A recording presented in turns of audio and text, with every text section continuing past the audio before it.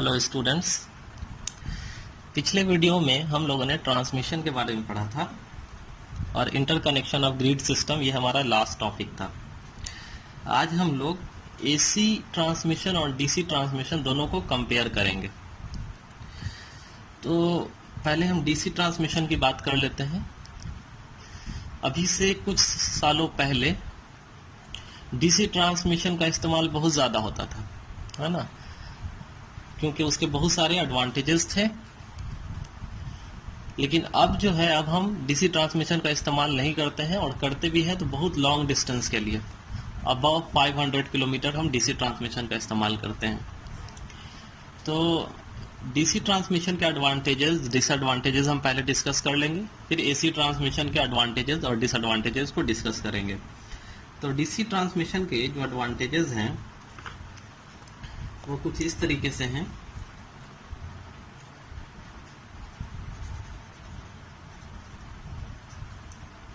Advantages of DC transmission.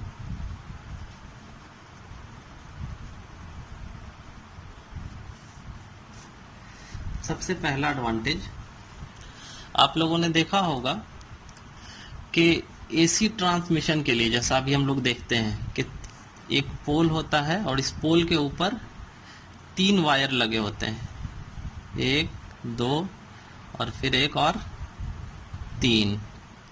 इस तरीके से 3 वायर होते हैं एसी ट्रांसमिशन में। लेकिन डीसी ट्रांसमिशन में हमें 2 ही वायर की ज़रूरत होगी, एक पॉजिटिव और एक निगेटिव। इसमें फेज लाइन का कोई कॉन्सेप्ट है नहीं, तो 2 वायर की वजह से हमारा जो कॉपर होगा वो कॉपर कम लगेगा, है ना। तो सबसे पहला फायदा हो जाएगा, only 2 conductors are used for DC transmission, but in AC transmission there will be 3 conductors. अब दूसरा फायदा ये है कि एसी में आपको रिएक्टेंस देखने को मिलेगा, इंडक्टेंस देखने को मिलेगा, है ना। कैपेसिटेंस होता है इसके केस में, एसी के केस में। लेकिन डीसी के केस में सिर्फ रेजिस्टेंस होता है, आपका इंडक्टेंस, कैपेसिटेंस, इन सब का कोई कॉन्सेप्ट नहीं होता है। तो रिएक्टेंस और इंडक्टेंस की वजह से जो आपका लॉसेस होने वाला था, वोल्टेज ड्रॉप होने वाला था, वो सब इसमें रिजेक्ट हो जाएगा, एलिमिनेट हो जाएगा। अब रिएक्टेंस और इंडक्टेंस और कैपेसिटेंस क्या है, ये हम अपने सिलेबस के 3rd यूनिट में जब एसी फंडामेंटल पढ़ेंगे तो वहाँ पे हम इन सबको डिस्कस करेंगे। तो फिलहाल हम ये लिखेंगे कि नो इंडक्टेंस,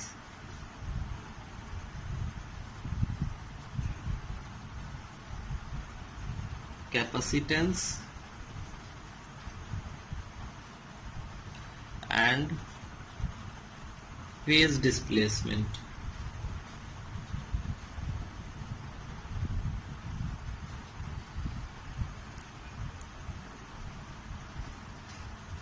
फेज डिस्प्लेसमेंट के अलावा एक और भी चीज होता है, तो phase displacement and surge problem. Surge problem ये सब इसमें नहीं होता। इंडक्टेंस, कैपेसिटेंस, फेज डिस्प्लेसमेंट आप लोगों ने अप्लाइड फिजिक्स में पढ़ा होगा, जब अल्टरनेटिंग क्वांटिटी वहां पे पढ़ रहे होंगे। सर्ज प्रॉब्लम क्या है, अचानक से वोल्टेज का राइज हो जाना या फिर अचानक से वोल्टेज का लो हो जाना, ये सारा सर्ज प्रॉब्लम है ना। इससे हमारा क्या होगा, जो भी अप्लायंसेज हमारा लगा हुआ है लोड में, वो सब खराब होने के चांसेस हैं। वोल्टेज अप डाउन होता है तो खराब होता है ना। तो सर्ज प्रॉब्लम एसी में होता है, डीसी में नहीं होता। डीसी में हम जानते हैं क्या होता है, डीसी कांस्टेंट होता है टाइम के साथ। तो इसमें ये फायदा है। तीसरी बात,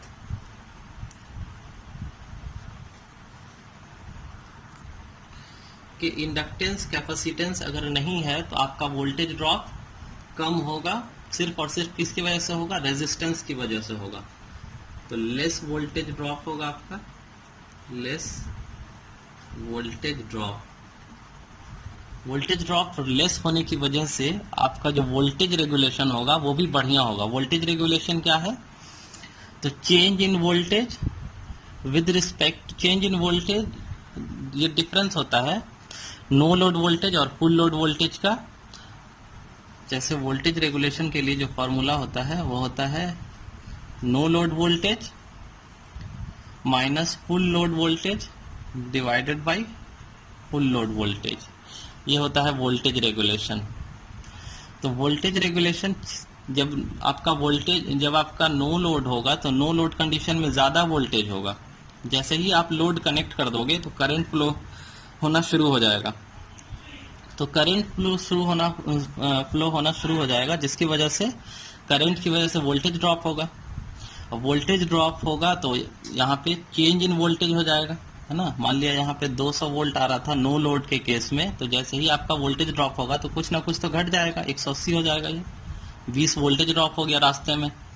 और with respect to full load voltage, तो फुल लोड या वोल्टेज यहाँ पे 180 हो जाएगा, है ना। तो ये आपको पता चलता है वोल्टेज रेगुलेशन। तो चेंज इन वोल्टेज जो होता है नो लोड और फुल लोड के बीच में, क्योंकि वोल्टेज ड्रॉप कम हो गया रास्ते में, तो वोल्टेज रेगुलेशन क्या हो जाएगा? बढ़िया हो जाएगा। तो ये हो जाएगा better voltage regulation, less voltage drop and better voltage regulation.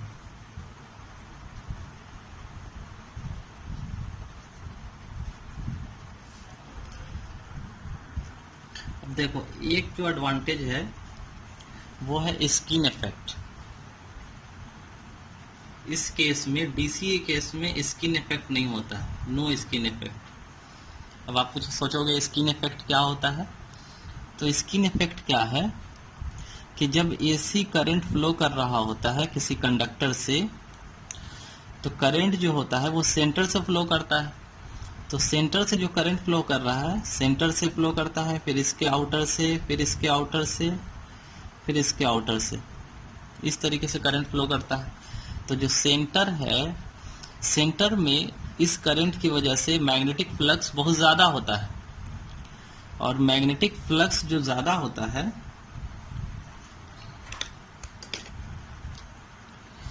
यहाँ पे जो मैग्नेटिक फ्लक्स ज़्यादा होता है, जिसकी वजह से इस एरिया का, सेंटर एरिया का जो इंडक्टेंस है, इम्पीडेंस है, यानी कि करंट को अपोज करने की कैपेसिटी, इम्पीडेंस जो है वो काफ़ी बढ़ जाता है, जिसकी वजह से यहाँ सेंटर से करंट फ्लो ना हो करके कहाँ से फ्लो करता है? सारा का सारा करंट इस आउटर एरिया से फ्लो करता है, चाहता है कि हम आउटर एरिया से फ्लो करें। तो करंट सेंटर से फ्लो ना करके आउटर एरिया से जो फ्लो कर रहा है, इसे हम कहते हैं स्किन इफेक्ट। करंट जो है स्किन पे फ्लो करता है सारा का सारा एसी के केस में, ड्यू टू इम्पीडेंस इंक्रीजेस। और इम्पीडेंस किसकी वजह से इंक्रीज कर जाता है? फ्लक्स की वजह से, ठीक है। फ्लक्स कहाँ से आता है? करंट से। तो एसी के केस में ये करंट होता है, एसी के केस में अल्टरनेटिंग करंट होता है, जिसकी वजह से ये फ्लक्स प्रोड्यूस होता है, फ्लक्स की वजह से इम्पीडेंस बढ़ जाता है, और इम्पीडेंस की वजह से स्किन इफेक्ट प्रोड्यूस होता है। लेकिन डीसी के केस में ये आपका अल्टरनेटिंग नहीं होता, ये कैसा होता है? कांस्टेंट। तो ये कांस्टेंट है, तो आपका स्किन इफेक्ट का कोई चांस ही नहीं है। तो ये एक अलग फायदा है ना, no skin effect. therefore entire cross sectional area of the wire, entire cross sectional area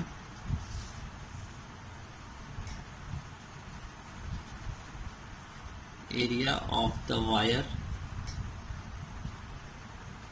is utilized। ये एक एडवांटेज हो गया। अगला एडवांटेज है आपका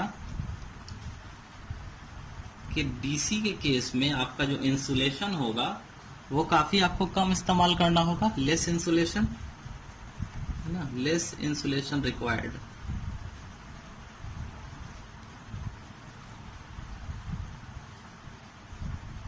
हम लोग देखते हैं अपने डेली लाइफ में कि जो आपका एसी का ट्रांसमिशन लाइन होता है उसमें कई सारे इंसुलेटर लगे होते हैं। इस तरीके से कुछ डिस्क इंसुलेटर होते हैं, इस तरीके के गोल गोल जो प्लेट टाइप के लगे होते हैं उसे डिस्क इंसुलेटर कहते हैं। कुछ इस तरीके से पिन टाइप के इंसुलेटर होते हैं, ये पिन इंसुलेटर है। सब किस लिए हम लगाते हैं? इंसुलेशन पर्पस के लिए, ताकि करंट जो है नीचे की तरफ ना आए, ये ऊपर ही फ्लो करे, है ना, ऊपर ऊपर अपना फ्लो करता रहे, नीचे जो लोग ट्रैवल कर रहे हैं उन तक ये करंट ना पहुंचे, है ना। तो डीसी के केस में आपका जो इंसुलेशन चाहिए होगा, इतना सारा जो हम इंसुलेशन लगाते हैं वो इतना सारा नहीं चाहिए होगा, कम चाहिए होगा। डीसी हम जानते हैं हम अपने घर पे इस्तेमाल करते हैं चार्जिंग वगैरह के लिए, तो क्या हम डीसी वहां पे अब अगर चार्जिंग पॉइंट को छूते हैं तो हमें करंट नहीं लगता है, क्यों? क्योंकि डीसी में इंसुलेशन कम चाहिए होता है। अगला एडवांटेज है आपका कि इस केस में आपका जो कोरोना लॉस होगा, less corona loss. Corona loss क्या है? कि कोरोना लॉस ये है कि जो हम करंट यहां से फ्लो करवा रहे हैं, हाई वोल्टेज करंट, ये जो करंट फ्लो कर रहा है, तो इसमें जो काफी हाई वोल्टेज होता है, 220 किलो वोल्ट, 440, बहुत ज्यादा हाई वोल्टेज होता है। तो हाई वोल्टेज की वजह से यहाँ पे आसपास का जो एयर होता है, ये एयर भी इफेक्टेड हो जाता है, यानी एयर में भी करंट फ्लो करने लगता है ना। जनरली 30 किलो वोल्ट से ऊपर अगर आपका वोल्टेज है, तो आपका इस कंडक्टर के आसपास का जो एयर होगा उसमें भी करंट पहुंच जाएगा। और अगर चलो 30 किलो वोल्ट के ऊपर ये पहुंच जाएगा करंट, तो जिसकी वजह से यहाँ पे जो आसपास के एयर हैं उनमें हिसिंग साउंड होता है, हिसिंग साउंड, इस तरीके से साउंड प्रोड्यूस करता है। और जो इंसुलेटर होते हैं आसपास के, अगर उस इंसुलेटर के आसपास अगर 50 किलो वोल्ट से लेके 60 किलो वोल्ट के आसपास का वोल्टेज है, तो ये जो यहाँ पे प्लेट वगैरह लगा हुआ है वो सब आपको पर्पल ब्लू कलर का दिखने लगेगा, जैसा इसका कलर है ना, ये पर्पल कलर का लिखा हुआ है, तो इस कलर का, ब्लू कलर का, रेडिश ब्लू, इस तरीके का दिखने लगेगा आपको आसपास का। इस इफेक्ट को हम कहते हैं कोरोना इफेक्ट, है ना। तो हाई वोल्टेज की वजह से आसपास के एयर में भी करंट फ्लो होता है, इसे हम कहते हैं कोरोना इफेक्ट।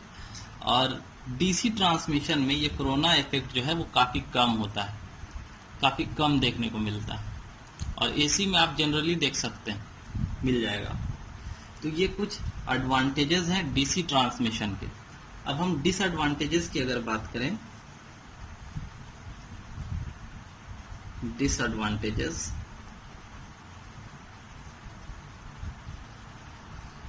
तो डिसएडवांटेजेस सबसे बड़ा ये है, मेनली इसके दो ही डिसएडवांटेजेस हम पढ़ेंगे, और दो ही सबसे बड़ा रीजन है कि डीसी ट्रांसमिशन अब नहीं करते हम छोटी दूरी के लिए। तो सबसे बड़ा रीजन ये है कि कैन नॉट बी, इसे हम स्टेप अप या स्टेप डाउन नहीं कर सकते हैं, डीसी वोल्टेज को can not be stepped up. DC voltage को हम स्टेप अप नहीं कर सकते हैं। अब स्टेप अप नहीं करेंगे तो हम लॉन्ग डिस्टेंस पे कैसे ट्रैवल करेंगे? क्योंकि लॉन्ग डिस्टेंस पे ट्रैवल करने के लिए हम जानते हैं कि हमें वोल्टेज लेवल को बढ़ाना होता है। 11 किलो वोल्ट से हम बढ़ा करके 132 किलो वोल्ट या 220 किलो वोल्ट, इस तरीके से स्टेप अप करते हैं ताकि लॉसेस कम हो। तो यहाँ पे तो हम स्टेप अप कर ही नहीं सकते हैं, तो ये रीज़न है। तो इसका हमने एक सॉल्यूशन निकाला। चलो मान लेते हैं कि हम जनरेट ही हाई वोल्टेज करेंगे,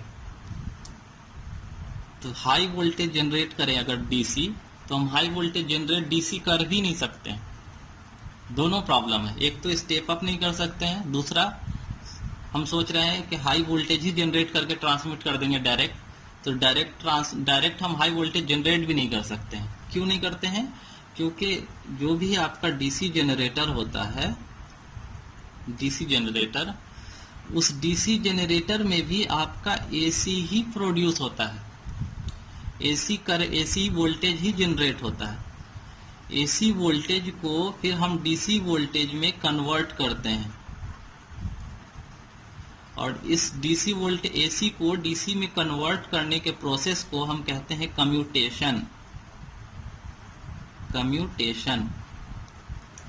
डीसी जनरेटर में भी हम एसी वोल्टेज जनरेट करते हैं, और क्योंकि ये डीसी जनरेटर है तो डीसी वोल्टेज होना चाहिए, तो एसी से हम इसे डीसी वोल्टेज में कन्वर्ट करते हैं, और इस प्रोसेस को हम कहते हैं कम्यूटेशन। तो कम्यूटेशन में जब हम हाई वोल्टेज जनरेट कर रहे होते हैं तो हाई वोल्टेज की वजह से वहाँ पे बहुत ज़्यादा स्पार्किंग होता है जब हम एसी से डीसी में कन्वर्ट कर रहे होते हैं। कम्यूटेशन प्रोसेस में हाई वोल्टेज की वजह से स्पार्किंग होता है। स्पार्किंग की वजह से जो आपका कम्यूटेटर होता है, कम्यूटेशन प्रोसेस में एक कम्यूटेटर होता है इस तरीके से गोल सा रिंग टाइप का, जो कि कम्यूटेटर होता है, एसी को डीसी में कन्वर्ट करने के लिए हम इस्तेमाल करते हैं। तो ये कम्यूटेटर जो है ये आधा इस तरीके से बर्न कर जाता है ड्यू टू हाई वोल्टेज। तो एक तो हम स्टेप अप नहीं कर पाए, दूसरा हम जनरेट नहीं कर पा रहे हैं क्योंकि कम्यूटेशन की वजह से। तो ये एक मेनली दो डिसएडवांटेजेस हैं इसके।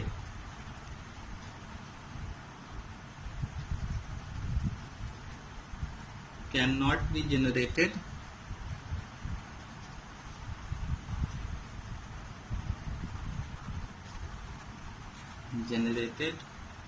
at high DC voltage due to commutation problem.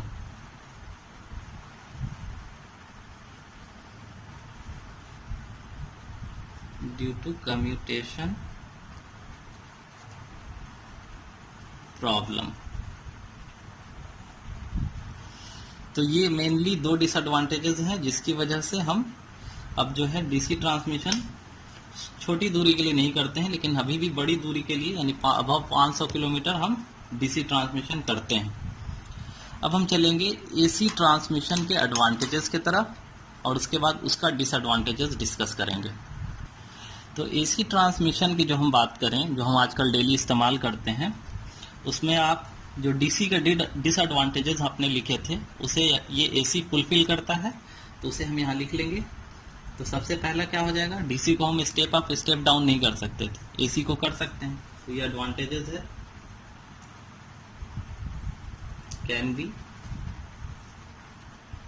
Can be step up और स्टेप डाउन, ये सबसे पहला एडवांटेज हो गया।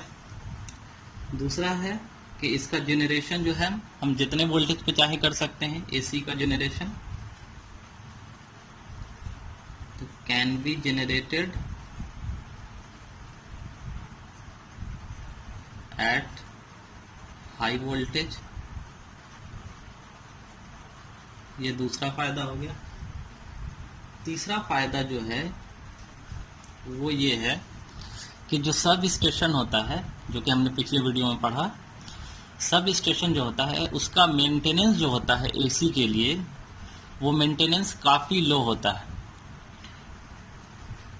तो इसे हम लिख लेंगे मेंटेनेंस ऑफ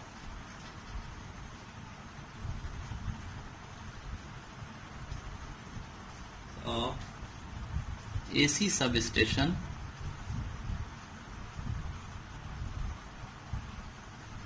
इज इजी, आसान है, एंड चीपर, सस्ता भी है।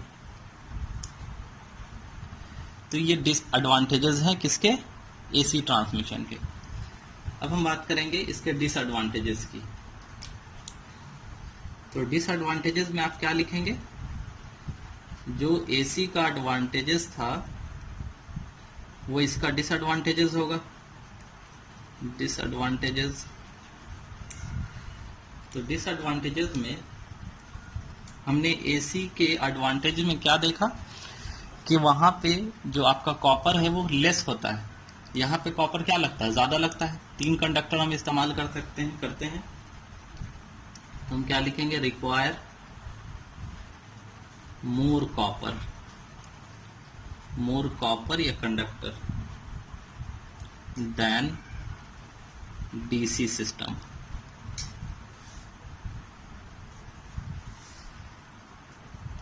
दूसरा जो डिसएडवांटेजेस है वो ये है कि एसी जो ट्रांसमिशन है वो काफ़ी कॉम्प्लिकेटेड होता है। ढेर सारे वायर, ढेर सारे सेफ्टी के मेजरमेंट, ढेर सारे इंसुलेटर, तो ये ज़्यादा कॉम्प्लेक्स होता है। तो इसे हम लिख लेंगे एसी ट्रांसमिशन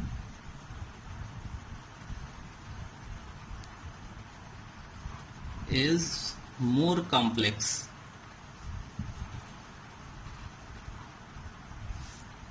तीसरा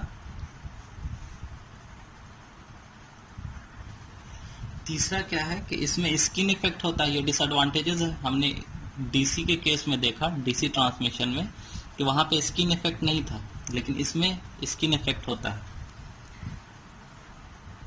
ड्यू टू स्किन इफेक्ट, अब स्किन इफेक्ट होता है तो आपका क्या होता है, हमने देखा है वहां पे कि स्किन इफेक्ट की वजह से जो करंट है वो आउटर सरफेस से फ्लो करता है। क्यों? क्योंकि सेंटर में इम्पीडेंस बढ़ जाता है। अब इम्पीडेंस बढ़ रहा है तो क्या होगा, लॉस होगा ना करंट का। तो due to skin effect, effective resistance of the line is increased, है ना। सेंटर का जो रेजिस्टेंस है, रेजिस्टेंस बढ़ जाता है, जिसकी वजह से आउटर सरफेस पे ही सारा का सारा करंट फ्लो करता है। तो नेट रेजिस्टेंस तो कंडक्टर का बढ़ गया ना, लाइन का बढ़ गया ना। और भी आप डिसएडवांटेज लिख सकते हो। इसमें कोरोना इफेक्ट होता है। एक जो है कि जब हम हाई वोल्टेज सप्लाई कर रहे हैं, जैसे मैंने यहाँ पे एक ट्रांसमिशन लाइन बनाया और इसके ऊपर कुछ इस तरीके से लगा रहता है, तो ये जो ट्रांसमिशन लाइन जा रहा है, ये 3 ट्रांसमिशन लाइन जा रहा है। अगर इसमें बहुत ज़्यादा हाई वोल्टेज है, मान लेते हैं कि 132 किलो वोल्ट जा रहा है, तो ये लाइन वोल्टेज जा रहा है, सॉरी जाने का बनाना चाहिए, जा रहा है, तो ये पॉजिटिव होता है। और ये पोल जिस पे गड़ा होता है ये ज़मीन में होता है, तो ये होता है निगेटिव। तो ये पॉजिटिव और ग्राउंड है आपका निगेटिव, जिसकी वजह से यहाँ पे एक कैपेसिटेंस डेवलप हो जाता है ना। पॉजिटिव और निगेटिव मिलके क्या बनाते हैं, कैपेसिटेंस होगा ना। तो कैपेसिटेंस जो डेवलप हो जाता है, जिसकी वजह से अगर यहाँ पे कोई लाइन आपका इस्तेमाल नहीं भी हो रहा है, अगर लोड ये लाइन जो है किसी लोड के साथ कनेक्टेड नहीं भी है, तो भी आपका लॉसेज होता रहता है ड्यू टू दिस कैपेसिटेंस। तो ये भी एक लॉस है। तो इसे हम लिख लेंगे AC line has capacitance, therefore continuous loss of power due to charging current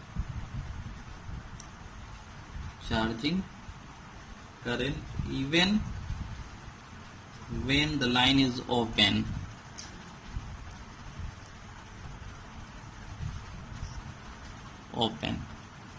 तो ये भी एक लॉस है। ये याद रखना, ये कैपेसिटेंस, ये एक्स्ट्रा कैपेसिटेंस है। लाइन के अंदर जो इंडक्टेंस, कैपेसिटेंस, रेजिस्टेंस होगा वो तो है ही, ये एक्स्ट्रा है और ये हमेशा होता रहता है। ये वाला जो रेजिस्टेंस, इंडक्टेंस और कैपेसिटेंस जो लाइन के अंदर है तभी होगा जब लोड आपका कनेक्टेड होगा, करंट फ्लो करेगा, लोड कनेक्ट होगा, करंट फ्लो करेगा, तभी ये लॉसेज होगा लाइन के अंदर वाला। लेकिन जब यहाँ पे लोड नहीं भी कनेक्टेड है तो भी ये वाला कैपेसिटेंस वाला लॉस होता रहता है। तो ये एक सीरियस प्रॉब्लम था, इसलिए मैंने इसे मेंशन कर दिया है। तो ये कुछ एडवांटेजेस और डिसएडवांटेजेस थे एसी और डीसी ट्रांसमिशन लाइन के।